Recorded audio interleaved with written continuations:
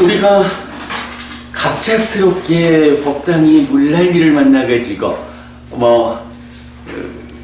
3주간 방학을 했지요. 그래서 덕분에 그냥 아주 더운 시절 좀 쉬었는데요. 자, 그래도 다행히 우리가 지난번 수업에서 안구따라 니까야 세세 모음 중에 첫 번째 50개의 묶음을 51번 경까지를 그때 다 마무리를 했죠. 그래서 참 묘하게도 안구따라 니까야 관통법회의 세세 모음 중에 첫 번째 50경을 잘 마무리를 하고 방학을 했다, 이렇게 되겠고요. 오늘은 이제 새로 교재 드렸습니다만은 두 번째 50경입니다. 자, 두 번째 50경을 오늘부터 공부 시작하도록 하겠습니다.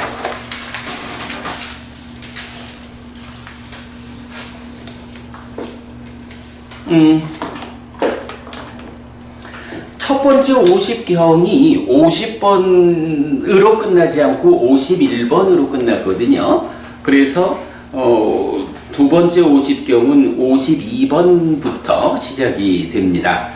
자, 보겠습니다. 두 번째 50개의 경 중에 첫 번째 품은 브라흐마나 왁고. 브라흐마나라고 하면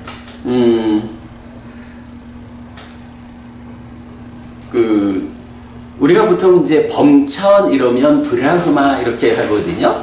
그런데 힌두교의 사제 계급이 있잖아요. 우리가 보통 바라문이라고 부르는 그 바라문은 이제 브라흐마나 이렇게 돼요. 그래서 범천이라는 브라흐마하고 바라문이라고 부르는 브라흐마나가 차이가 있는데 이 첫 번째 품은 브라흐마나 왁고, 이래서 힌두교의 사제 계급에 속하는 바라문들과 관련한 경 10개가 모여져 있는 품이다, 이렇게 보면 되겠습니다. 잠깐만요. 사실 제가 오늘 이제 그 브라흐마나 왁고의 경 10개를 교재를 준비하면서 한 가지 좀 눈에 띈 특징이 있었어요. 이게 밖에서는 잘 찾을 수 없는 특징인데 우리로서만 좀 적용되는 특징이 하나 있다. 그게 뭐냐면, 여러분 우리 불교 입문 1번 책이 있잖아요. 이 책이 사부니까야 안에서 444개의 경을 담고 있다, 이래 설명되고 있죠. 이 책의 맨 뒤에 보면 이제 그 경들 리스트가 있어요. 그 중에 보면 그러니까 안구따라 니까야 세세 모음 중에 16개의 경이 이 경에 인용되어 있거든요. 그런데 여기 보면 52번, 53번, 58번, 60번, 61번 해가지고 요번 품에 속한 경 5개가 소개되고 있는 거예요, 이 책에. 그러면 사실은 세세 모음 중에서 요 한 품에 있는 게 세세 모음 16개가 소개되는데 그 중에 5개야. 이러면 비중이 굉장히 커요. 그래서 제가 이제 오늘 수업 준비를 하면서 딱 느낀 게, 요번 품에 실려 있는 경들이 이렇게 불교 입문 1, 소유하고자 하는 자를 위한 가르침, 제가자의 신행을 이끄는 그 주제에 상당 부분 중심을 두고 있는 경들이다. 이제 이런 특징을 하나 보게 됐어요. 예, 어쨌든 요번 품 브라흐마나 왁고 바라문 품에 속한 10개의 경 중에 5개의 경이 불교 입문 1, 소유하고자 하는 자를 위한 가르침에 인용되었다. 제가 신자의 신행에서 비중이 큰 품이다. 네, 이렇게 먼저 말하고 경을 보겠습니다. 자, 첫 번째 경은 안구따라니까야 세세 모음의 52번 두 바라문 경 1번입니다. 늙고 연로하고 노쇠하고 수명의 절반을 지나 노년에 이르렀고 태어난 지 120년이 된 두 명의 바라문이 세존에게 왔다. 와서는 세존과 함께 인사를 나누었다. 유쾌하고 기억할 만한 이야기를 주고받은 뒤 한곁에 앉았다. 한곁에 앉은 그 바라문들은 세존에게 이렇게 말했다. 곧다마 존자여, 우리는 늙고 연로하고 노쇠하고 수명의 절반을 지나 노년에 이르렀고 태어난 지 120년이 되었습니다. 그런 우리는 유익을 만들지 못했고 선을 만들지 못했고 두려움으로부터의 피난처를 만들지 못했습니다. 곧다마 존자는 우리를 지도해 주십시오. 곧다마 존자는 우리에게 오랫동안 이익과 행복을 위한 가르침을 주시기 바랍니다. 라고. 참으로 바라문들이여, 그대들은 늙고 연로하고 노쇠하고 수명의 절반을 지나 노년에 이르렀고 태어난 지 120년이 되었습니다. 그런데 그대들은 유익을 만들지 못했고 선을 만들지 못했고 두려움으로부터의 피난처를 만들지 못했습니다. 바라문들이여, 이 세상은 늙음과 병과 죽음으로 이끌립니다. 바라문들이여, 이렇게 이 세상이 늙음과 병과 죽음으로 이끌릴 때 여기서 몸으로 제어하고 말로 제어하고 의로 제어하는 것은 죽은 자에게 피난처가 되고 동굴이 되고 섬이 되고 의지처가 되고 버팀목이 됩니다. 수명은 짧고 삶은 이끌린다. 늙음에 이끌린 자에게 피난처는 없다. 죽음에 대한 이런 두려움을 보는 자는 행복을 가져오는 것인 공덕을 지어야 한다. 여기에서 몸과 말과 의로 제어한 것, 사는 동안 공덕을 지은 것, 그것은 죽은 자에게 행복이 된다. 자, 이어지는 경도 같이 한번 읽어보겠습니다. 53번 두 바라문경 2번. 늙고 연로하고 노쇠하고 수명의 절반을 지나 노년에 이르렀고 태어난 지 120년이 된 두 명의 바라문이 세존에게 왔다. 와서는 세존과 함께 인사를 나누었다. 유쾌하고 기억할 만한 이야기를 주고받은 뒤 한곁에 앉았다. 한곁에 앉은 그 바라문들은 세존에게 이렇게 말했다. 곧다마 존자여, 우리는 늙고 연로하고 노쇠하고 수명의 절반을 지나 노년에 이르렀고 태어난 지 120년이 되었습니다. 그런 우리는 유익을 만들지 못했고 선을 만들지 못했고 두려움으로부터의 피난처를 만들지 못했습니다. 곧다마 존자는 우리를 지도해 주십시오. 곧다마 존자는 우리에게 오랫동안 이익과 행복을 위한 가르침을 주시기 바랍니다. 라고. 참으로 바라문들이여, 그대들은 늙고 연로하고 노쇠하고 수명의 절반을 지나 노년에 이르렀고 태어난 지 120년이 되었습니다. 그런데 그대들은 유익을 만들지 못했고 선을 만들지 못했고 두려움으로부터의 피난처를 만들지 못했습니다. 바라문들이여, 이 세상은 늙음과 병과 죽음으로 이끌립니다. 바라문들이여, 이렇게 이 세상이 늙음과 병과 죽음으로 이끌릴 때 여기서 몸으로 제어하고 말로 제어하고 의로 제어하는 것은 죽은 자에게 피난처가 되고 동굴이 되고 섬이 되고 의지처가 되고 버팀목이 됩니다. 집이 불탈 때 가지고 나온 집기들, 거기서 불타지 않은 것들, 그것은 그에게 도움이 된다. 이렇게 세상은 늙음과 죽음으로 불타고 있다. 보시에 의해서 꺼내야 하고 보시한 것은 잘 꺼낸 것이다.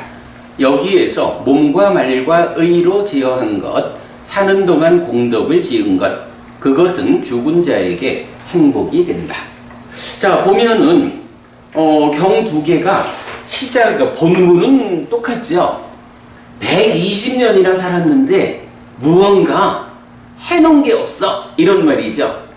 이런 120살이나 된 두 명의 바라문이 부처님한테 와가지고 이렇게 말하자면 120년을 헛살았습니다. 부처님이 우리한테 요점적인 건 뭐죠?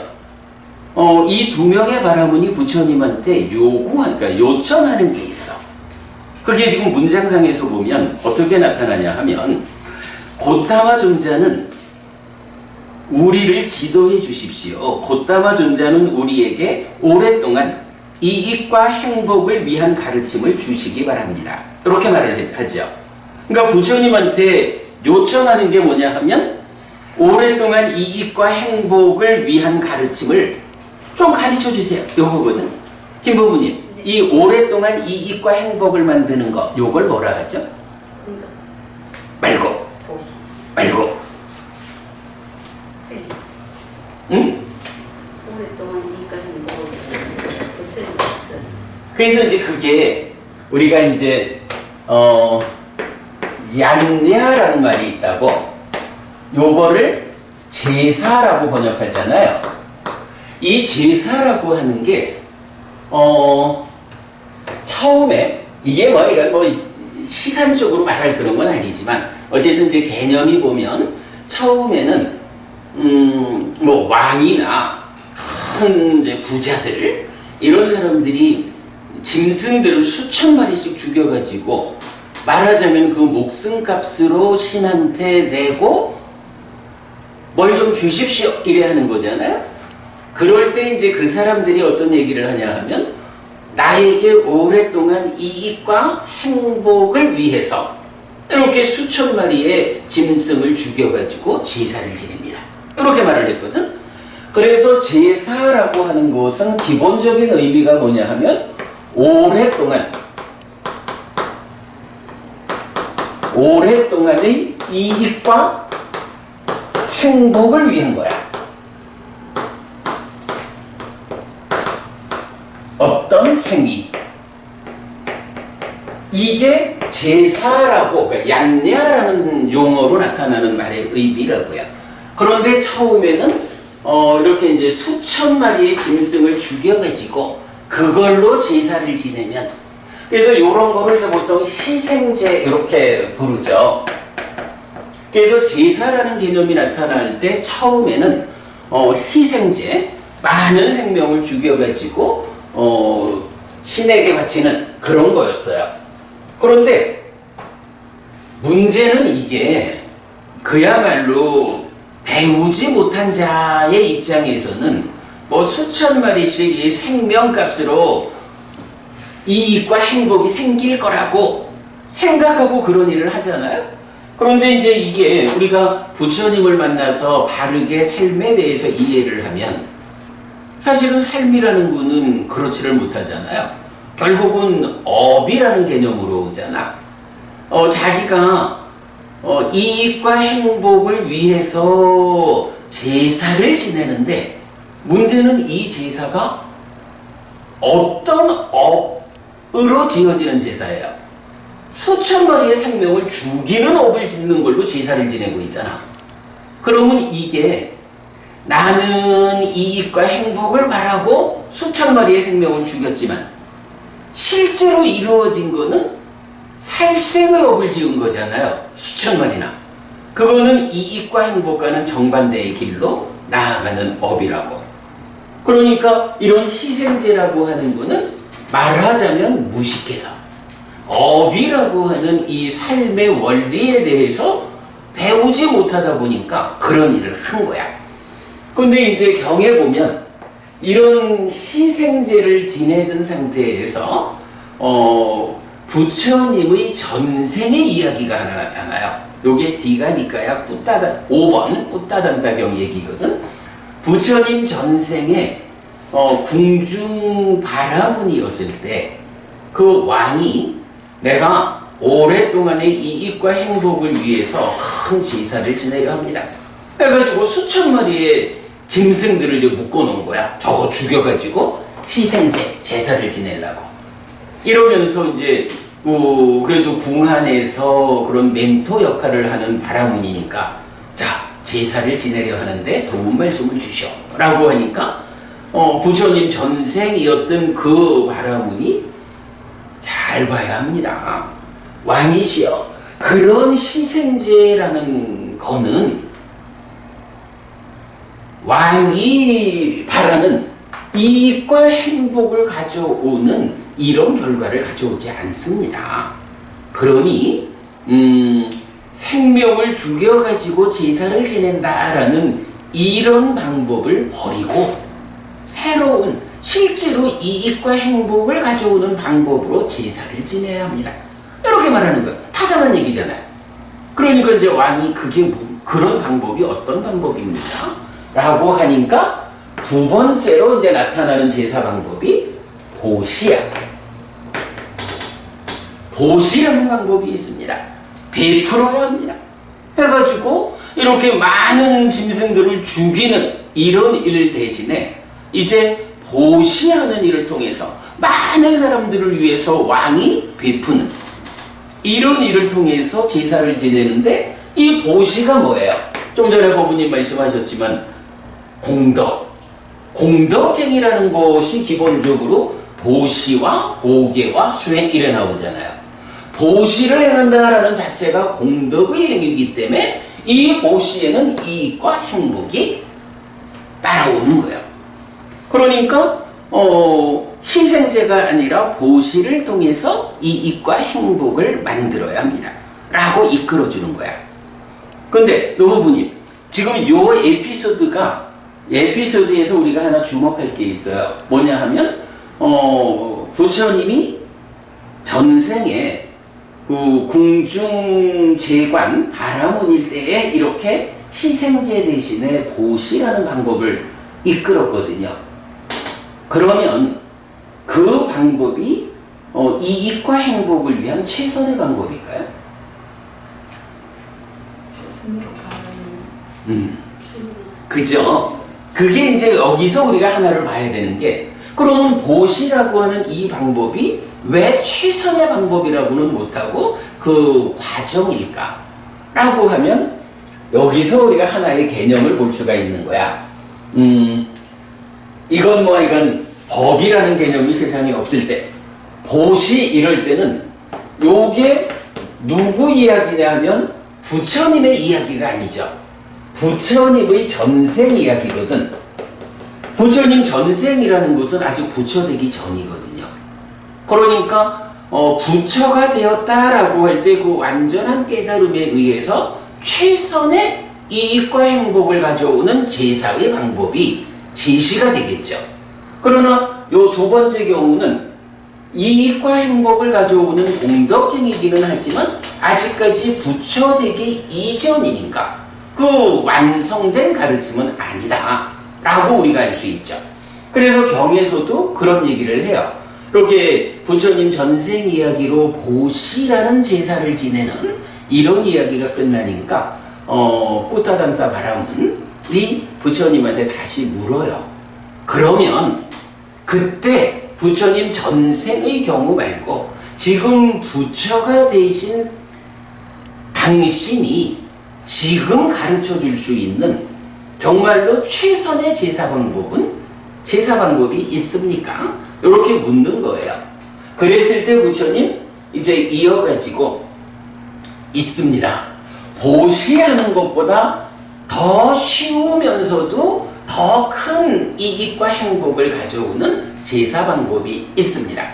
라고 해서 그게 삼보에 귀의하는 일, 사방상가를 위해서 절을 짓는 일. 여기서 사방상가라는 거는 우리 스님 사는 절 이런 개념이 아니고 부처님 제자라면 누구든 와서 머물 수 있는 이제 그런 절을 짓는 거, 오계를 지니는 삶, 사무량심을 닦는 거, 그리고 무상을 닦는 거 해가지고 이제 깨달음으로 나가는, 말하자면 불교의 신행 방법이 제시가 되는 거예요.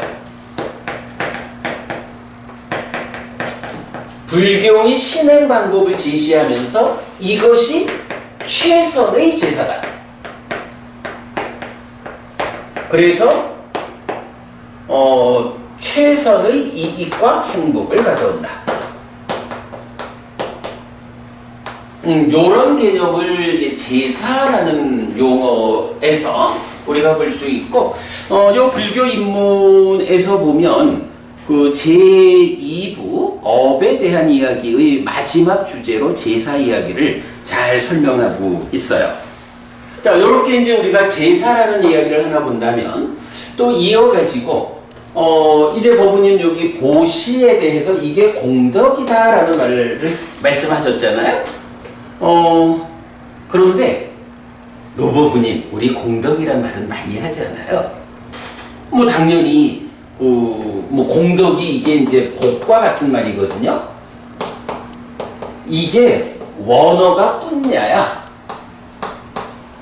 뿐야라고 하는 하나의 원어를 번역에 따라서 공덕이라고도 하고 복이라고도 번역을 하니까 이게 같은 거야. 그러니까 뭐 불교 신자의 신행에서 당연히 공덕을 지어야 하고 복을 지어야 하죠. 그러니까 이게 굉장히 중요한 얘기야. 그래가지고 공덕을 말할 때 공덕을 가져오는 토대가 되는 것이 보시와 계와 수행이다. 세 가지 공덕행의 토대 이렇게 말하잖아. 그러니까 공덕과 복이라는 건 굉장히 중요한 거거든. 근데 노부부님 이 공덕이라는 게 무엇일까라고 생각해 보셨나요? 우리가 공덕이라는 말은 굉장히 중요하고 어쨌든 불교 신자로 산다라고 하는 것이 공덕을 짓기 위한 삶이다. 이렇게 말해도 된다고. 근데 이 공덕이 무엇일까? 내가 공덕이 뭔지 모르면서 공덕을 짓자. 절에 가도 또 사람들마다도 새해가 되면 복 많이 받으라고 말을 하는데 사실은 이 복이 뭔지 모르는 상태에서 복 많이 받으라 하거든? 그러지 않겠어요? 복이라는 것, 공덕이라는 것, 이게 무엇일까? 이거를 하여간 아까 말씀드렸지만은 요번 품의 경이 5개나 이 책 안에 인용되고 있다. 근데 사실은 굉장히 중요하게 인용되고 있거든요. 이 책에서 제3부가 공덕이라고. 제3부 공덕해서 지금 말씀드리는 대로 이렇게 중요한 공덕에 대해서 사실은 불교 안에서 쓰기는 많이 쓰이는데 그 의미가 잘 정리되어 있지 않다고요. 이 책의 제3부가 공덕에 대해서 아주 약간 무지하게 많은 용례들을 모아가지고 정리를 한 거죠. 자, 그럴 때에 이 공덕이라는 것이 정의가 돼. 공덕 1. 행복을 가져오는 것.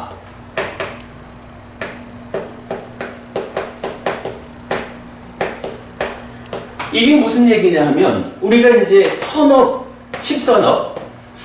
지으면 어떻게 돼요? 선업을 지으면 여기서 락이라는 고가 생기는 거잖아요. 그러니까 이렇게 보면 업이 행복을 가져오는 거야. 이렇게 말해야 되잖아.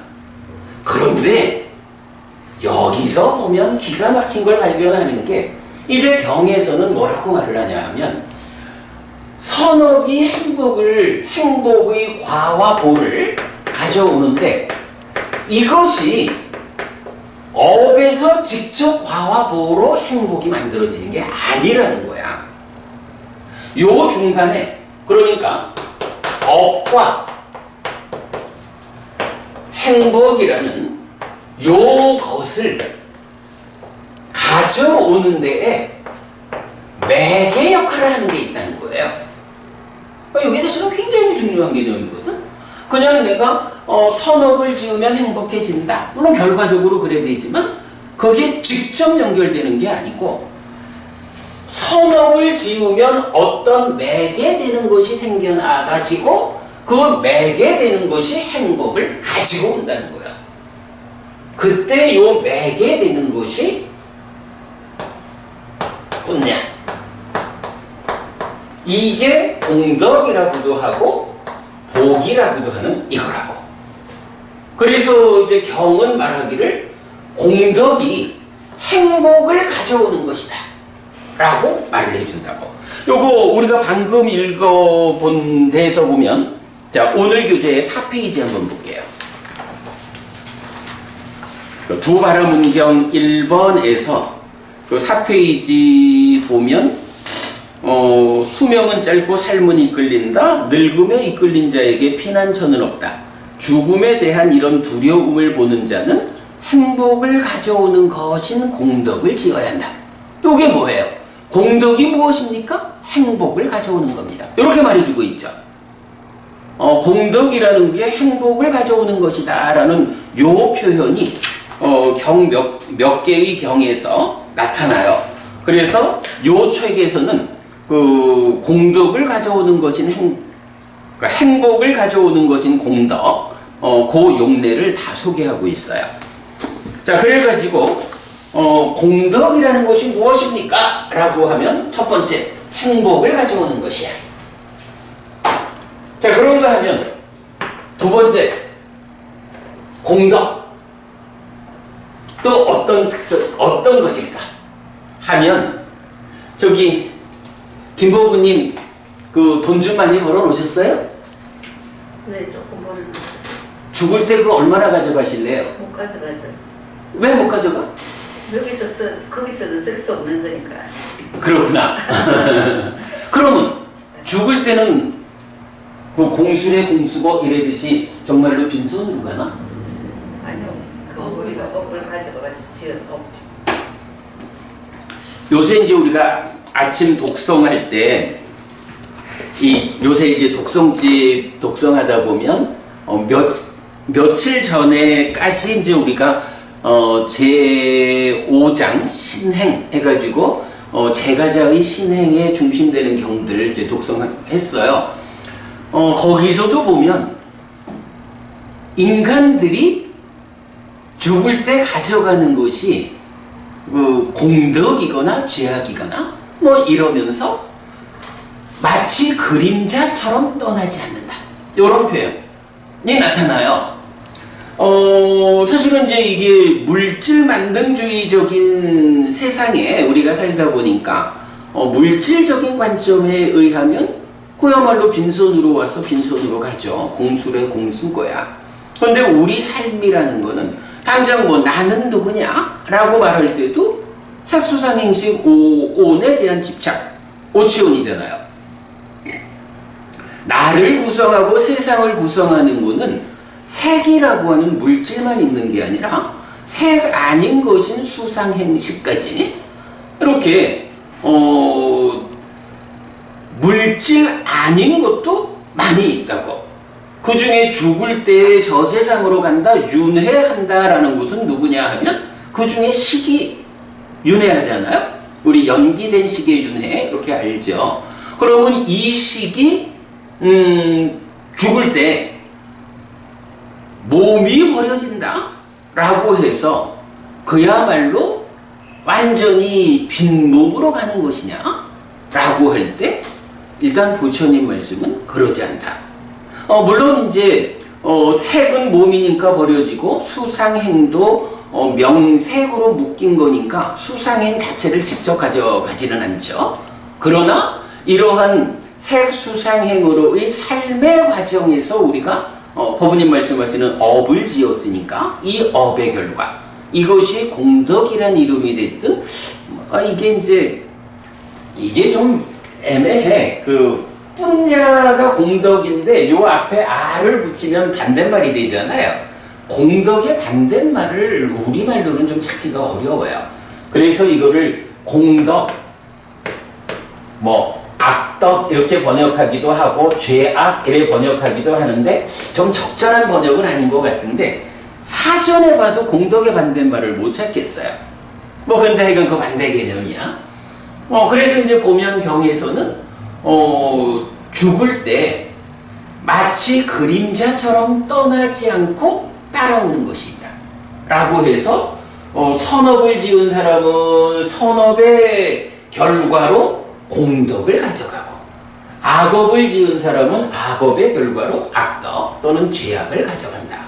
이거는 그래 좀 벌어놓으신 김법부님 어쨌든 인간 세상에서 벌어놨다라고 하는 그 물질적인 거, 돈이라고 하는 거는 다 놓고 가야 하지만 그러나 법부님의 삶이 내가 그냥 돈 조금 벌어놨어요 하는 요 돈 버는 일만으로 법부님 삶이 사라진 건 아니잖아.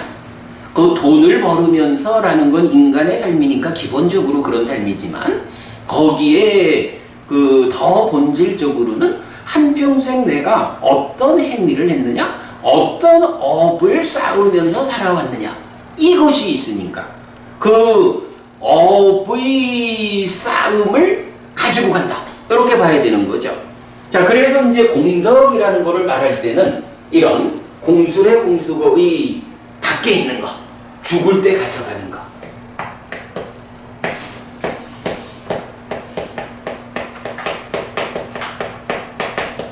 이런 특성이 있는 거예요. 공덕이라는 거 무엇이야? 공덕이 무엇길래 공덕을 지어야 한다고 말하느냐? 행복을 가져오는 거야. 업과 행복을 매개해서 행복을 가져오는 그거. 그것은 죽을 때 가져가는 거야. 죽을 때 공덕을 가져갈 거요, 악덕을 가져갈 거요. 요거 판단해야 되는 거죠. 자, 그 다음에 이제 또 한 가지가 있어. 공덕을 말하자면 세 번째는 뭘까요? 그러면 노부부님 이렇게 이제 공덕을 가져가잖아. 그래도 우리가 이렇게 공부를 하면 공덕이라는 것이 그 돈처럼 남기고 가는 게 아니라 가지고 가는 거다 라고 아니까 기왕이면 악덕을 가져가는 것보다는 공덕을 가져가는 게 낫겠지 뭐. 그러니까 우리가 공덕을 짓는 삶을 살아야겠죠. 그래서 이 공덕이 죽을 때 가져간다고. 그러면 이렇게 가져간 공덕을 가지고 다음 생에 어떻게 써먹을까? 요거 생각해 볼 만한 주제예요. 그래서 제가 이제 이 책에서 공덕과 관련해가지고 교과서라고 말할 수 있게끔 이제 책을 만들어 놨잖아? 거기에서 제가 요 부분을 정리를 한 거거든요. 공덕이 무엇냐? 할 때 세 가지로 말하고 있다고. 그래서 공덕, 첫째는 행복을 가져오는 것이야. 둘째는 죽을 때 가져가는 거예요. 세 번째, 그럼 이렇게 가져가가지고 이거 어디다 쓸까? 무슨 용도로 사용할까? 이게 필요하죠. 경은 이런 표현을 써. 저 세상에서 버팀목이 된다. 저 세상의 버팀목. 이렇게 버팀목이다 라는 표현이 나타나거든. 이게 뭐냐 하면요, 자, 우리가 살아있는 동안에 번뇌를 부수고 깨달았어, 아라한되었어 이러면 몸이 무너져 죽은 다음에는 몸으로 가지 않게 되잖아. 태어나지 않게 되잖아요. 그 윤회에서 벗어난 거야, 깨달아서. 그런데 그러지 못하고 무명에 덮이고 가래에 묶여서 옮겨가고 윤회하는 중생으로의 영역에 있으면 어쨌든 저 세상이라고 하는 이제 다음 세상에 태어나야 하잖아요. 그 다음 세상, 무명과 가래, 이러한 중생의 세상을 표현하는 방법이 있죠. 그러한 세상을 고해라는 말을 쓰죠. 괴로움의 바다. 이런 말을 쓰잖아. 윤회한다라고 하는 거, 괴로움의 바다에 또 떨어지는 거야. 그러면 이제 이런 바다가 있다. 이 바다에 어떤 사람은 바다에 딱 떨어졌는데 아무것도 올라타기는 고사하고 붙잡을 것도 하나 없어. 보통 그 말 하잖아. 지푸레기라도 하나 있으면 붙잡고 싶은 이런 심정이 물에 빠졌는데 헤엄도 칠 수 없고 이거 어쩌란 말이야, 이런 상황이잖아요. 죽음을 직면하는 이제 이런 사람도 있어. 그런데 이때 또 이 바다에 떨어지기는 했는데 그 중생의 삶이라는 윤회하는 고해, 이 바다에 떨어지기는 했는데 어떤 사람은 보니까 뗏목을 하나 만든 거야. 그러니까 뗏목이 하나 준비되어 있는 거야. 그러면 뗏목이 뭐 얼마나 클까마는 그래도 사실 이렇게 물에 빠져서 지푸레기라도 잡고 싶은 이런 심정의 사람으로 보자면 아이고 저 뗏목만 하나 있어봐. 최소한 이게 비바람이 거세게 몰아치지만 않으면 뗏목 하나면 안전하잖아요. 요런 뗏목을 가지고 다음 세상에 태어날 수 있으면 다행이죠. 근데 거기에 그 옆에 어떤 사람은 아예 배를 하나 만들어가지고 딱 떨어져 보니까 배 위에 떨어진 거예요.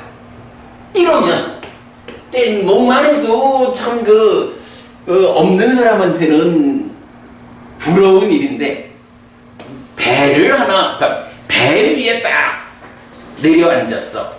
그러면 이 배라고 하는 거는 사실은 뭐 웬만큼의 비바람이 몰아쳐가지고는 괜찮아. 그야말로 폭풍우가 몰아치지 않는 한 이 배에 내려앉은 사람은 안전하잖아요. 그러니까 이 사람에 비해서 이 사람은 얼마나 좋을 거고, 이 사람에 비해서 이 사람은 또 얼마나 좋을 거고. 그런데 또 이제 보니까 어떤 사람은 이 배를 너무 크게 그렸다.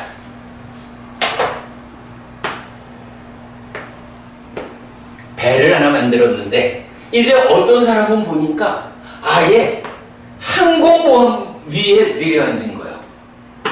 배 가운데서도. 그러면 이 항공모함 위에 앉았다라고 하면요, 이거는 그야말로 뭐 천재지변, 뭐 영화에서 나오는 뭐 그런 어떤 그 지구가 완전히 개벽되는 이런 일 아니고는 항공모함 위에 있으면 일단 안전하잖아. 이런 사람도 있는 거야. 그런가 하면 어떤 사람은 아예 땅 위에 내려앉으면, 땅 위에 내려앉으면 이거는 고해라는 괴로움 밖으로 나간 거죠. 이래가지고 한평생 이 몸과 더불어 살아가는 동안에 내가 어떤 업을 지었느냐, 그것을 공덕이라는 관점에서 보면 공덕은 무엇입니까? 행복을 가져오는 거, 매개자인데 이거 죽을 때 가져가는 거예요. 그러면 가져가가지고 어디다 써먹습니까? 저 세상에서의 버팀목이 되어줍니다. 내가 죽어가지고 또 다음 세상 어딘가에 태어나는데 그 태어났을 때 맨 바다에 떨어져가지고 찌푸레기라도 붙잡고 싶은 삶으로 한평생을 시작할 거냐? 아니면 작은 뗏목이라도 가지고 있어서 그래도 일단 평온한 날씨에는 안전한 이 정도의 버팀목은 가질 거냐? 배, 항공모함 이 정도 정말로 튼튼한 버팀목을 가질 거냐? 아예 깨달아 윤회에서 벗어나가지고 바다 밖 땅으로 안착할 것이냐? 이런 차이를 말할 수 있죠. 이게 경에서 직접 나타나는 표현이야. 저 세상에서의 버팀목이 된다. 그러면 일단은 최소한 이런 그냥 물에 빠져가지고 허우적대는 이런 삶을 우리가 만나면 안 되겠죠. 아무리 작은 뗏목이라 해도 최소한의 버팀목은 가지고 다음 세상에 태어나야 할 거 아니야. 그런데 이렇게 버팀목이라는 개념을 우리가 보게 되면, 야, 내가 그래도 한평생 살고 또 다음 세상 깨달아 윤회에서 벗어나지 못하는 한 또 태어나야 하는데 거기에 뗏목 하나 가지고 태어날 순 없다. 내가 그래도 배라고 불릴 만한 것은 하나 만들어야겠다. 아니요,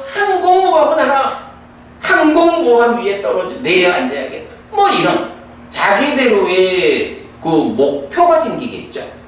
궁극적인 목표는 뭐 바다 밖으로 벗어나면 깨달아 윤회에서 벗어나면 가장 좋고, 이런 개념을 보게 될 때 그러면 이제 우리가 어떤 공덕의 삶을 살 것이냐, 내가 얼마나 커다란 공덕을 지어야겠느냐, 이런 측면이 필요한 거죠. 자, 그럴 때 공덕행위 어떤 게 있다 그랬죠? 세 가지 공덕행위 토대. 1. 도시. 2. 계. 3. 수행. 이런 세 가지 공덕행위 토대가 있다 라고 해서 보시하는 힘으로 얼마만큼 갈 거냐, 계를 지닌 삶이 얼마만큼 나아가게 할 거냐, 수행을 통해서 삼매를 성취해가지고 더 높은 색계 무색계의 하늘로 나아갈 때 어떤 자리에 태어날 것이냐, 이런 부분들이 결정되는 거죠. 자, 그래가지고 하여간 우리가 꼭 기억해야 되는 거는 공덕이라는 것이 있다. 이 공덕이라고 하는 거는 행복을 가져오는 것이고 죽을 때 가져가는 것이고 저 세상에서 버팀목으로의 쓰임새를 가지는 것이다. 내가 얼마만큼 커다란 공덕을 만들어서 가면 저 세상에서 내가 보호받을 수 있는 버팀목이 커지느냐. 지금 내 삶의 공덕행이 저 세상에서는 버팀목의 크기를 결정한다. 요 개념을 우리가 꼭 기억해야 하거든요. 그러니까 공덕이라는 것은 그거예요. 자, 이렇게 이제 우리가 공덕을 이해하면, 자, 우선 오늘 그럼 우리가 두 가지를 본 거예요. 하나는 양약, 제사라는 개념을 보았어요. 오랫동안의 이익과 행복을 위한 행위. 그래서 이거 우리 법회 마치면, 우리가 꼭 이제 그 법회 함께 읽고, 그리고 제가, 우리가 오늘도 함께 해서 훌륭한 법회 등을 달았습니다 라고 하면서 이 법회 등을 다른 공덕으로 여러분에게 오랫동안 이익과 행복이 함께 하기를 바랍니다 이런 말을 하죠. 그게 바로 요 얘기거든요. 우리가 함께 공부하는 이 일이, 우리가 법회 등을 함께 되는 이 일이 바로 오랫동안의 이익과 행복을 위한 행위, 즉 우리가 지금 제사를 지내고 있는 거예요. 이거 뭐 옛날 모르던 사람처럼 희생제 이런 개념 아니고, 또 부처님 부처가 되기 이전 전생에 가르쳤던 보시라는 좀 작은 버팀목을 만드는 그런 제사 아니고, 불교의 신행이라고 하는 최선의 제사로서 커다란 이익과 행복을 만드는 이런 제사를 지금 우리가 지내고 있는 거다. 그래서 법회를 마칠 때마다 제가 이렇게 법회 등을 함께 다는 이런 제사에 의한 이익과 행복, 이 말을 하는 거거든요. 자, 이렇게 이제 제사라는 개념 하나에다가 그 제사에 딸린 주제라고 봐야겠지만 공덕이라는 거에 대해서, 공덕이 무엇입니까? 공덕이 무엇인지는 최소한 우리가 알아야 공덕을 짓자라는 말할 수가 있다. 이때 공덕, 첫째, 행복을 가져오는 것이다. 둘째, 죽을 때 가져가는 것이다. 셋째, 저 세상의 버팀목이 되는 것이다. 요 두 가지 주제가 이 불교 입문 이 책에서 이 책의 중심을 차지하는 주제예요. 노보부님 혹시 우리 지난주에 그 박희애 보부님하고 부산불교방송 무명을 밝히고 코너에 출연한 거 보셨나요? 그거 이제 올려놨거든요. 이 책을 1년 10개월에 걸쳐서 이제 강의를 마쳤거든요. 그래서 이제 부산불교방송에서 오랫동안 수고하셨다고 이제 소개를 해준 거예요. 그래서 이제 같이 참석을 했었는, 이제 인터뷰를 했는데, 아무튼 이 책의 중심에 있는 것이 바로 업이라는 주제의 끝에 이익과 행복을 가져오는 제사라는 개념. 그 제사가 구체적으로 어떻게 해야 되는 겁니까? 이익과 행복을 위해서는 필요한 게 뭐예요? 행복을 가져오는 것으로의 공덕이라는 개념이 필요하죠. 그렇게 연결되어 가지고 이 책의 중심에 제사와 공덕이 있다. 이제 이런 이야기를 좀 설명했는데, 자, 어쨌든 오늘 이런 그 제사와 공덕 두 가지 주제를 좀 살펴봤어요. 자, 그럴 때 오늘 지금 이제 우리가 같이 읽은 경 두 개를 보면, 우선 앞에부터 좀 볼까요? 그 두바라문경 1번.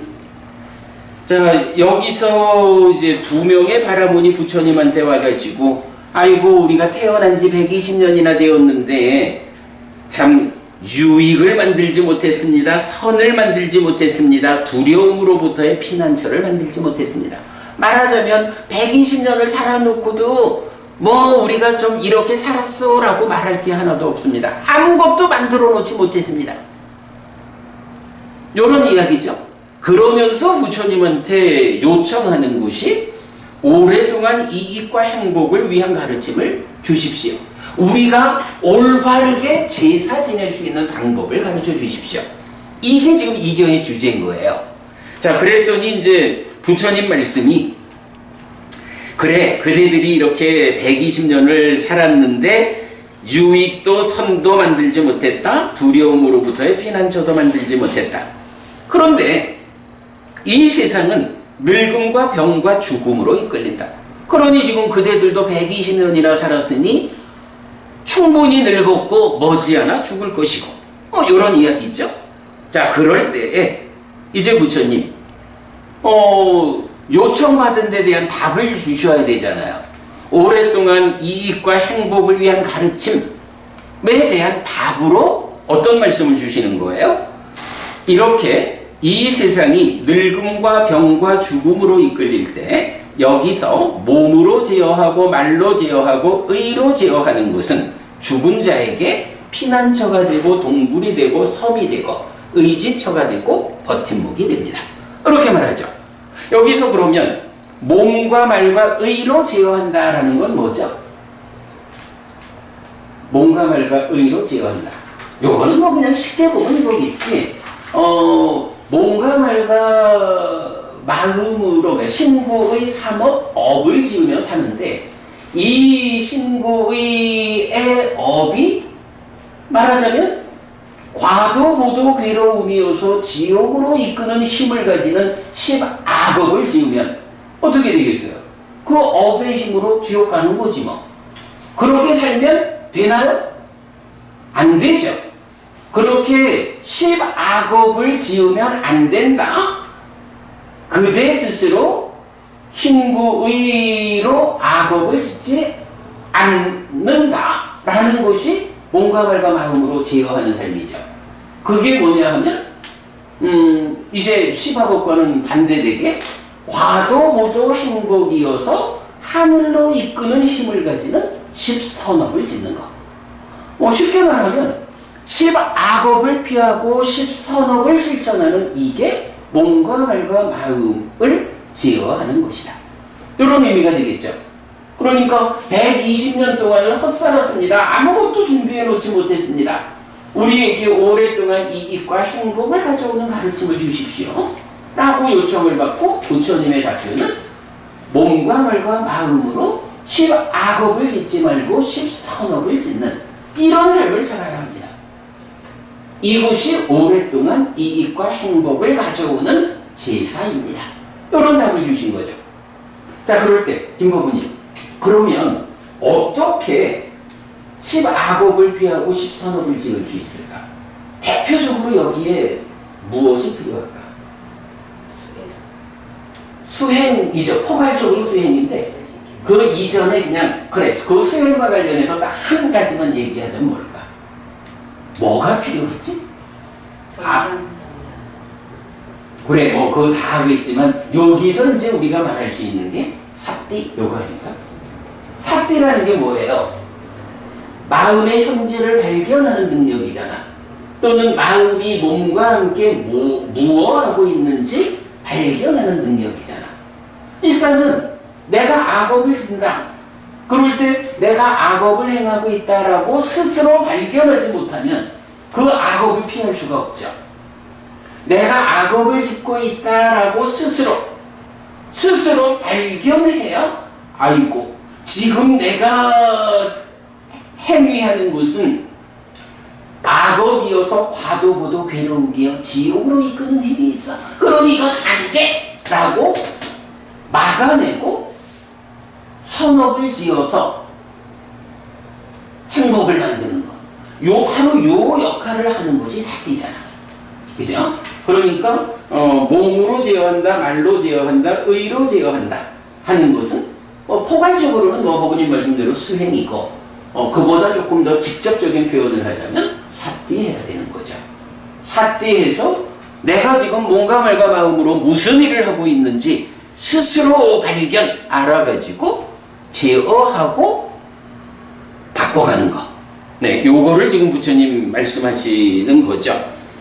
그렇게 몸과 말과 마음으로 10선업을 실천하는 것이 죽은 자에게 이제 120살이나 되어가지고 와서 얘기하니 그대들이 죽은 다음에 그대들의 피난처, 동굴, 섬, 의진처가 되고 그게 버팀목이 된다. 이렇게 말하는 거죠. 자, 그리고 이제 한 장을 넘기면 네 번째 줄 아까 읽은 거지만 이제 아주 중요한 용어, 그러니까 표현, 행복을 가져오는 것은 공덕. 공덕이 무엇라고? 행복을 가져오는 거야. 요 첫 번째 개념이 직접 나타나고 있죠.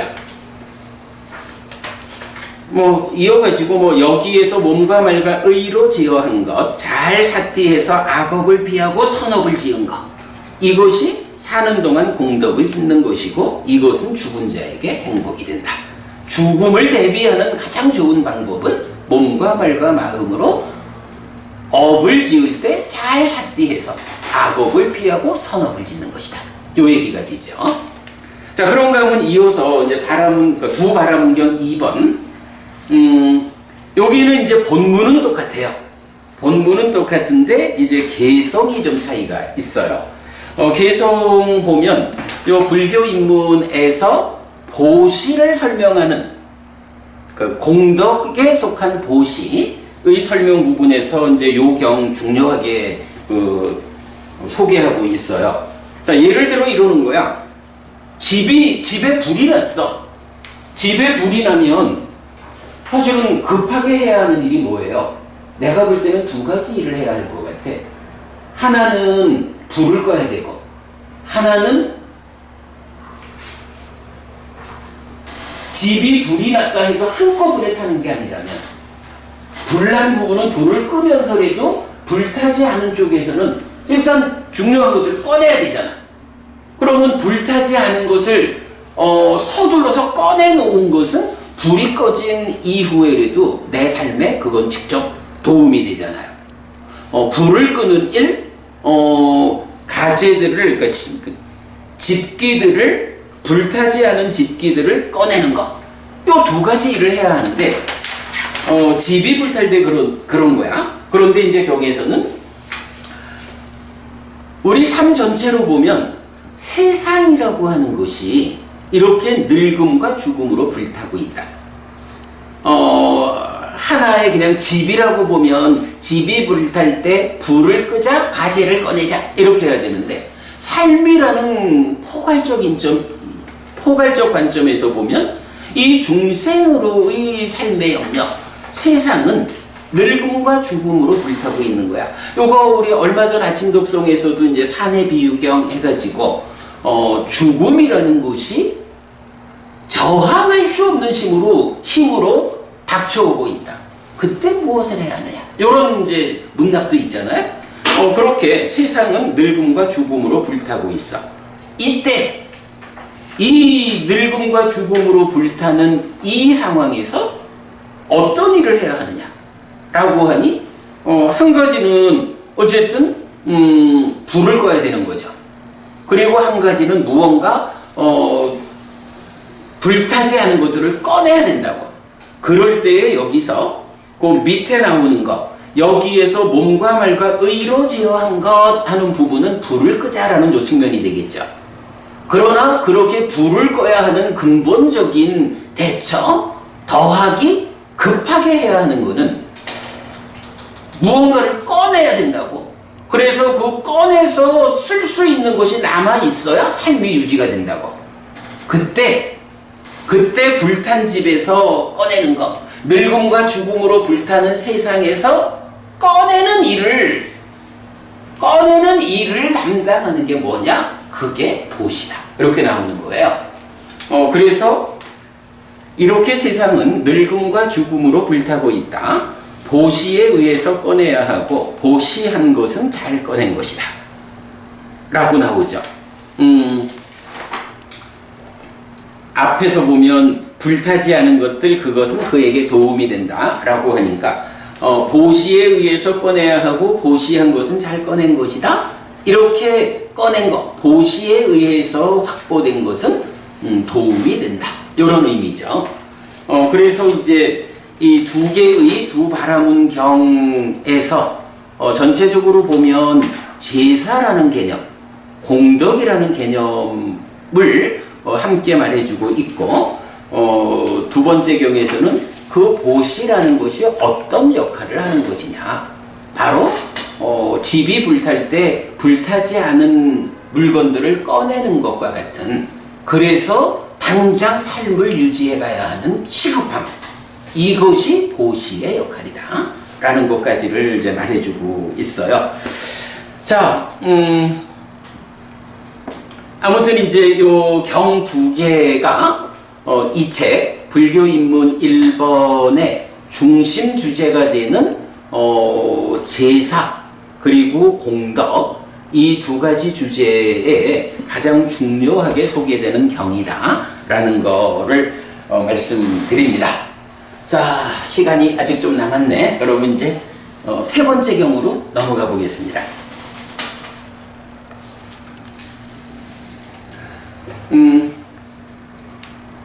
안구따라니까야 세세 모음의 54번 어떤 바람은 경입니다. 그때 어떤 바라문이 세존에게 왔다. 와서는 세존과 함께 인사를 나누었다. 한 곁에 앉은 그 바라문은 세존에게 이렇게 말했다. 곧다마 존자시여, 스스로 보이는 법, 스스로 보이는 법이라고 불립니다. 곧다마 존자시여, 어떤 점에서 법은 스스로 보이는 것이고 시간을 넘어선 것이고 와서 보라는 것이고 향상으로 이끌고 지혜로운 이들에게 개별적으로 알려지는 것입니까? 라고 해서 이제 세 번째 경하고 이어지는 네 번째 경 유행승경하고 다섯 번째 꺼진 것 열반경에서는 법이라고 하는, 우리 저기 법의 정형구가 있죠. 그래서 부처님에 의해서 잘 설해진 법은 스스로 보이는 것이고 시간을 넘어선 것이고, 이런 정형구가 있잖아요. 거기에서 스스로 보이는 것이라는 부분으로 대화가 시작되는데, 이렇게 합시다. 저기 우리 그 3주 동안 방학을 하고 오늘 만났는데, 이 품의 첫 번째 경 두 개를 통해서 제사, 공덕, 요 두 가지를 이제 우리가 좀 상세하게 설명을 했거든요. 그리고 나면 이제 이어지는 세 개의 경에서는 이런 법, 열반이라고 하는, 그러니까 법의 정형구를 주제로 세 개의 경이 함께 설명되는데, 요거 뭐 지금 한 20분 남은 시간 동안에 이걸로 들어가는 것보다 오늘 수업은 요 경 두 개, 그러니까 두 바라문 경에 대한 수업만 하고 한 20분 정도 법우님들 뭐 질문하실 거라든가 아니면 우리 필요한 대화를 좀 하다가 수업을 마치는 걸로 그렇게 하죠. 이게 전혀 다른 주제로 넘어가는 건데 경 세 개는 같이 보아야 할 것 같아요. 그래서 그렇게 다음 주에 다음 주제로 넘어가는 것이 타당할 것 같아서 그렇게 하죠. 네. 그러면 이제 법우님들 뭐 하실 말씀.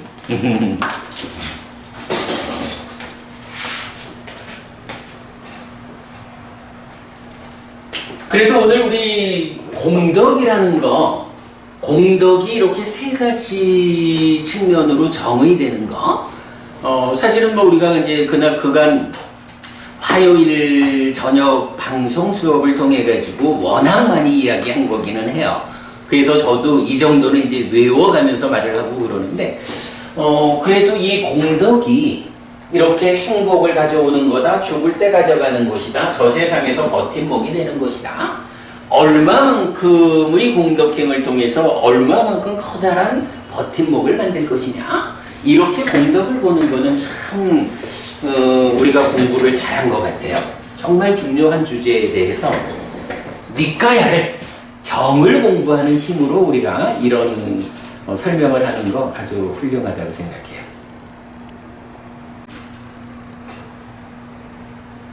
선생님, 그러면은 거기 범어사에 거기 요번에 선지식 강의하시는데 입관 다 가셨네요? 그러니까 네.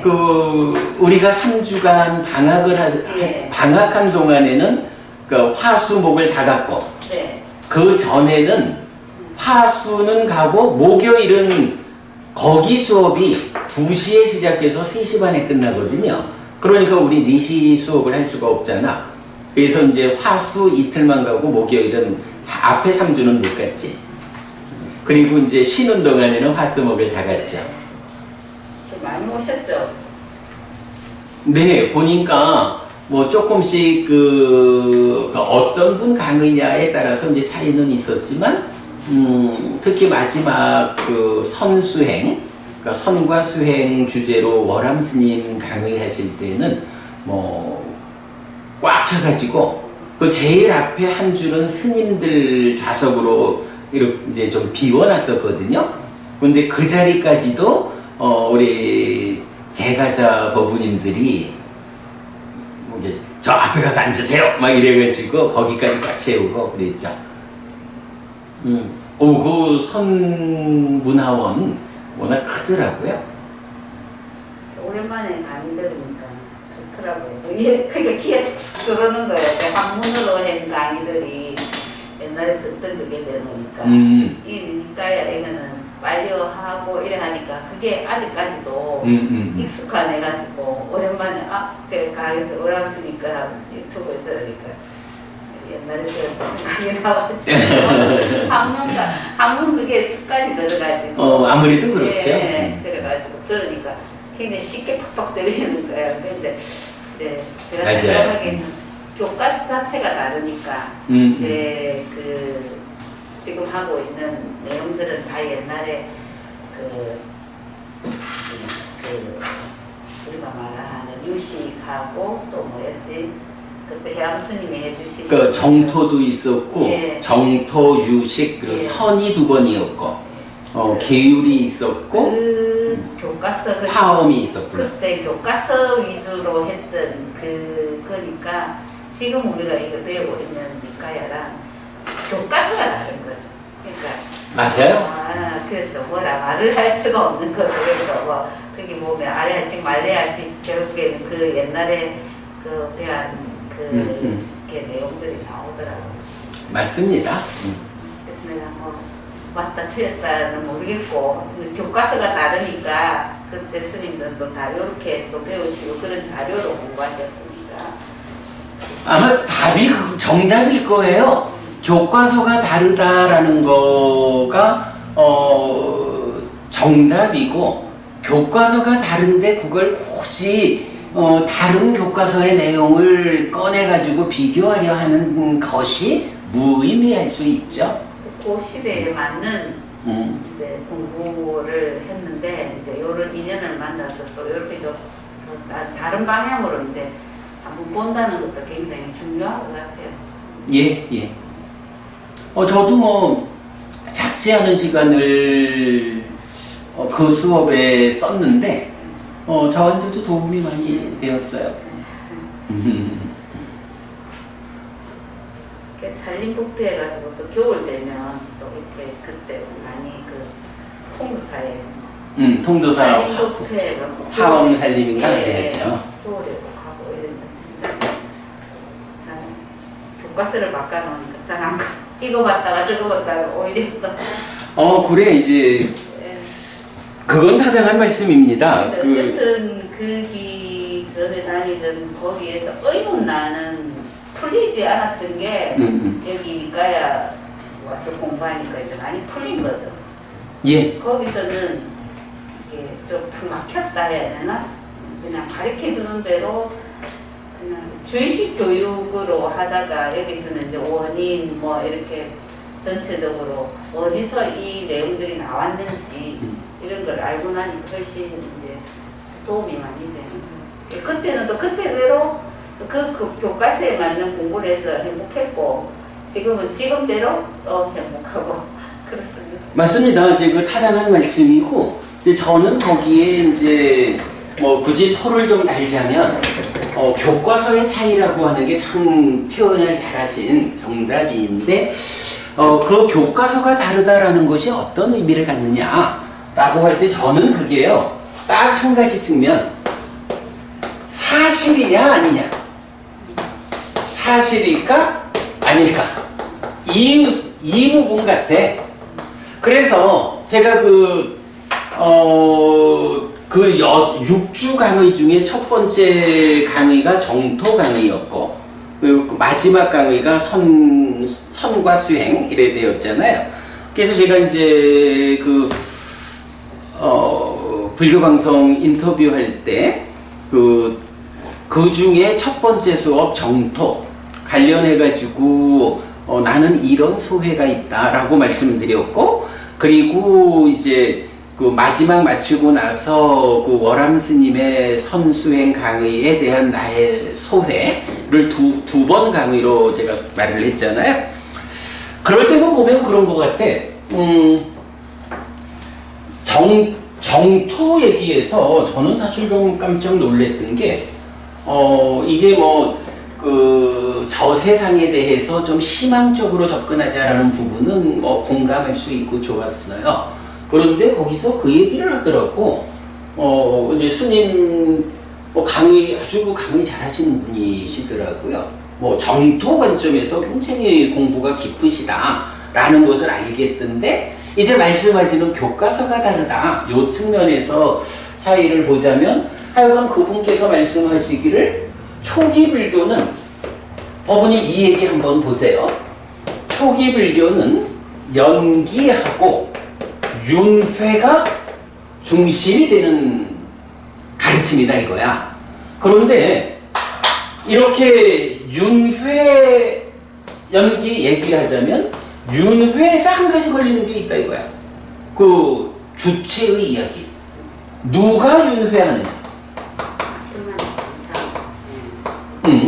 요 누가 윤회하느냐라는 문제가 남는다는 거야. 그런데 거기에 비해서 이제 대승불교로 오면, 물론 이제 정토도 다 대승에 포함되는 거니까, 대승불교는 무아를 중심에 둔다 이 말을 하더라고요. 대승은 무아를 중심에 두고, 그럼 무아에는 역시 이 윤회의 주체와 관련한 문제, 이 부분에 대해서 무아인 가운데에 주체라는 데 대한 답을 주기 때문에 이제 가가 이를 쓰든가, 가아니까 이제 거짓된 나라는 말이지. 이 가아에 대해서 진아 또는 칠아라고 했던가 이래가지고, 대승불교는 무아를 중심으로 하는데 이런 주체성의 문제에 대한 답을 대승은 제시한다, 이런 의미였던 것 같아. 그래서 가아를 넘어서는 진아, 칠아의 구현, 발현이란 표현을 쓰더라. 칠아의 발현, 이런 표현을 하신 거야.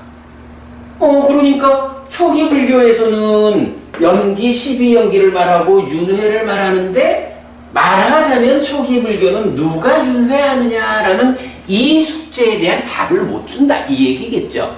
그런데 대승은 무아를 중심에 두면서 그 주체에 대한 답을 주는데, 가아를 극복한 실아, 진아의 발현, 이런 표현을 쓰더라고. 그러니까 이제 여기서 그래 제가 그 얘기를 한 거야. 사실은 이게요, 법은님 우리 이제 연기된 식의 윤회라는 결론을 말하잖아요. 그런데 이 연기된 식의 윤회라는 결론을 우리 말고는 초기 불교 안에서도 이런 결론을 잘 못한다고. 얼마 전에도 제가 우리 이 옷 같이 입는 어떤 스님 이제 이렇게 좀 함께 하는 자리가 있었는데, 거기에서 우리 동료 스님들한테 제가 이 연기된 식의 윤회 이거를 설명하는데 몇 시간 걸려서 설명을 하고 막 그랬어. 그러니까 초기 불교 안에서도 니까야가 말하는 연기된 식의 윤회라는 개념이 정립되질 않은 거예요. 왜냐하면 이제 후대의 교제들, 아비담마 총정들은 이런 후대의 교제들의 관점으로 경을 보니까, 그래 되면 연기된 식의 윤회라는 개념이 나올 수가 없거든. 그러다 보니까 초기 불교를 공부하는 사람들도 사실은 누가 윤회하느냐라는 이 주체성에 대한 답을 잘 못한다고. 요거 우리가 찾아낸 거거든. 근데 초기 경전에 그 내용이 있는 경이 그때 그 가래부스의 그 사띠 가래 부서짐의 근경 사띠비구죠. 거기만 딱 나오잖아요. 아, 아니지. 어디에 또 그 내용이 거기에서 기본적으로 하는 게 아니고. 예. 기본적으로 이제 그 마지막이니까의 38번 경에서 사띠비구와 부처님의 대화에서 뭐 어떤 시기 윤회한다? 그럴 때 부처님이 그 시기 어떤 시기냐? 사띠가 답하기를 말하자면 아뜨만입니다. 이렇게 답했을 때 부처님이 꾸짖으면서 그 식조차도 연기된 시기라고 해서 연기된 시기 윤회한다라는 걸 말을 해주죠. 그런가 하면 이 연기된 시기라는 이 용어가 어디에도 나타나느냐 하면 우리 저기 열애의 출현 여부와 관계없이 존재하는 요 사실을 말하는 경들이 있잖아. 그 중에 조건경이 연기를 말하잖아요. 그래서 연기와 연기된 법을 말하면서 거기서도 시기라는 건 어떤 시기냐? 연기된 시기다 라고 구체적으로 나오고, 그 다음에 이거를 이제 법무님 말씀처럼 연기된 시기 윤회한다라고 직접적으로 말해지는 이런 경을 찾자라고 하면 뭐 몇 개를 말하기가 어렵겠지만, 이제 우리가 사부니까야를 꿰어가지고 12연기를 해석하잖아. 그게 삶의 메커니즘으로 그려지잖아.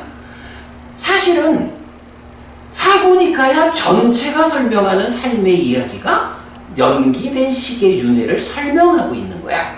그럴 때 그 연기된 시기 윤회하는 그 자다라고 직접 말하는 것이 이제 그 경이 되는 거고, 그런 관점으로 이제 우리가 봐야 하는데, 그래서 이제 사실은 초기 불교가 니카야를 이렇게 잘 보면 누가 윤회하느냐 하는 윤회의 주체에 대한 문제에 부처님이 답을 주고 있다고. 삶의 과정을 누적하면서 변화하는, 즉 연기된 시기 윤회하는 그 자라.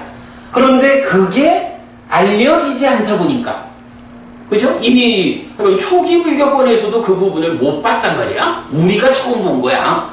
자, 2500년 역사라고 말을 할까? 우리가 처음 그 답을 찾아낸 건데, 초기 불교에서도 못 보니까 대승불교에서도 뭐 당연히 초기 불교에는 여기에 대한 답이 없다, 이렇게 말을 할 수 있겠지. 그러면서 무아를 중심에 두고서 진아를 발현했다 라고 해서 윤회의 주체에 대한 어떤 결론을 말하는데, 여기서는 지금 두 가지 문제가 있는 거예요. 한 가지는 초기 불교를 대표하는 개념이 뭐죠? 연기, 윤회? 이렇게 말하면 되나?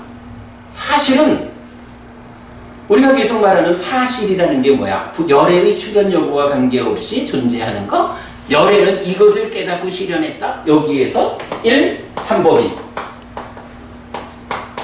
2. 연기, 이래 되잖아. 삼법인 무상고 무아 자체가 사실은 더 포괄적인, 제가 말하는 그 물질의 영역만으로 보자면 아인슈타인이 일반 상대성 원리와 그 중에 특정한 주제에 대해서 특殊상대성 이론을 말한다면, 부처님은 존재하는 모든 것들에 적용되는 원리, 그 일반적 원리로 삼법인을 말하고, 어떤 문제로 내 삶에 괴로움이 생기느냐라는 특정한 주제, 특수 상대성, 요렇게 말하는 건 연기다, 그래야 되잖아요. 그러니까 사실은 초기 불교를 대표하는 개념은 연기보다도 앞서는 게, 그죠? 포괄적인 일반적인 대표성은 삼법인이야. 무아라는 것을 초기 불교에서는 빼가지고 대승불교는 무아를 중심으로 한다. 나는 이 말을 듣고 깜짝 놀랐어. 이건 정말 이해할 수가 없는 거야. 초기 불교에서 어떻게 무아를 빼놓고 하래?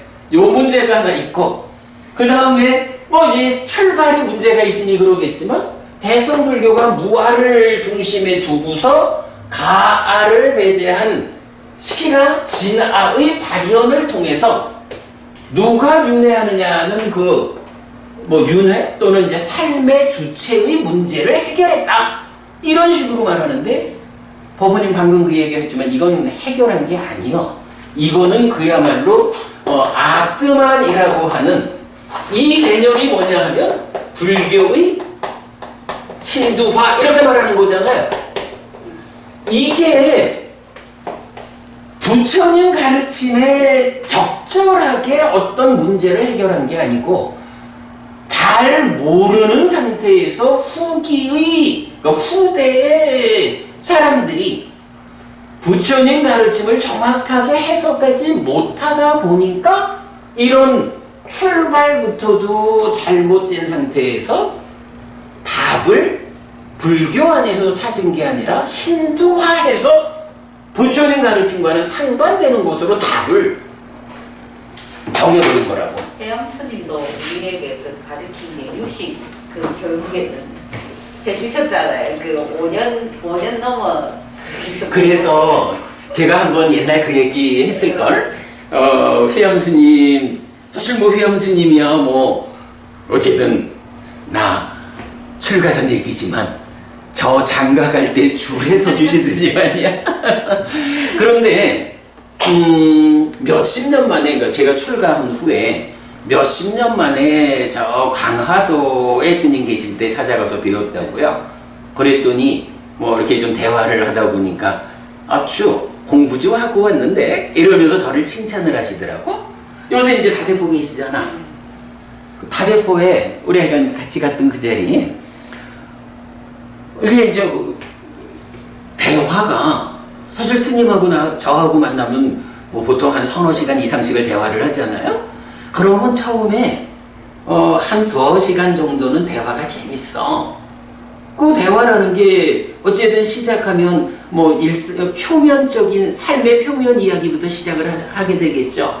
대화가 잘 맞지. 스님 말씀, 제 이야기 잘 들어가는데 그렇게 이제 대화를 하다 보면 이제 차츰차츰 깊어지잖아. 그래서 공부의 본질로 대화가 깊어지면 그때부터는 이제 그래서 제가 이제 그 얘기 스님이 절 보고 야 그래서 요 의경이 있는 거야. 기실론 공부해야 된다 너. 그러니까 이제 스님께서는 뭐 대승불교를 하는 분이고 뭐 당연히 뭐 기실론을 중심으로 하는 유식에 대한 공부가 또 깊은 분이고 이래야 하니까 제가 이렇게 대화를 하다 보면 아 스님 그 마음이라는 거요 심 이거요 생겨나는 거예요. 니카야에서는 부처님 이 마음이 어떻게 생겨나는지를 직접 설명을 해주세요. 생겨나는 거예요. 이러면 그래서 요의경을 봐야 되는 거예요. 마음이 어떻게 생겨나는 거니? 이거 말씀을 하는 거야. 그러니까 이게 한 진짜 3시간 정도 얘기를 하면 한 2시간 정도는 아주 화기애애한 얘기를 하다가 뒤에 1시간 정도는 이제 의견 충돌이 생겨가지고 아니 뭐 아무리 뭐 옛날에 나 줄에 서 주신 분이라 해도 공부는 공부인데 그래가지고 이렇게 대화를 하다 보면 재밌어요. 이제 제가 뭐 요 의견 얘기하시면 그러면 스님 요 의경이 어떤 것이 요 의경일까요? 해가지고 뭐 우리 전법륜경이라든가 무화상경이라든가 이런 경들 그리고 이제 요새 우리가 이제 독성집으로 만드는 거지만 부처님 깨달음의 자리에서 소회를 드러내주는 이런 경전들 거기서 아주 가르침의 중심이 드러나잖아요. 열애는 이것을 깨닫고 실현했다라고 말하는 그 사실에 대한 경들 그리고 전법륜경 무화상경 이런 제자들을 깨달음을 제자들에게 재현시키는 경들 사실은 이런 경들이 요의경이지 이런 경들이 부처님 가르침에 정말 진정을 드러내는 경이지 기실론이 요의경이 돼서 되겠냐고. 제가 이제 스님한테 대놓고 스님 그게 요의경이 되면 안 돼요 그리고 하는 거야. 그게 이제 이런 차이인 거죠. 사실은 뭐 그래 해가지고 일단 내면에 부처님은 심행은 상수 상과 수의 과정이 심을 형성하는 작용이다 라고 이 심이 어떻게 생겨나는 것인지까지를 직접 설명하고 있는데 이 심에 대해서 진실된 거라고. 악드만이라고 이렇게 말하는 것은 어쨌든 이거는 부처님에 의해서 무아가 선언됨에 의해서 깨져버린 힌두교의 악드만을 불교 안으로 끌고 오는 불교의 힌두화 과정. 이래 되는 거죠. 제가 넘어오면서 일단 중국으로 넘어가지고 한문화 해가지고 또 그게 우리도 한문화 시대 때 쓴 줄 아닙니까? 그러니까 그렇죠. 그거를 이제 원전이나 그런 단어보다는 한문화를 보다 보니까 이렇게 지금 된 거죠. 뭐 그런 점도 많이 있을 거예요. 조금 나아지지 않나. 그러면 지금 그 초기 불교하고 대승불교하고 지금 설명을 하셨잖아요, 그죠? 네. 그러면 지금 우리가 배우는 게 지금 초기 불교하고 대승불교하고 지금 그 결과를 지금 결과점을 놓고 보면 지금 우리가 서로 다르게 생각하고 있는 거잖아요. 같은 불교지만. 그렇죠. 그러면 아까 그 교과서라는 그래서 교과서가 다르다. 예.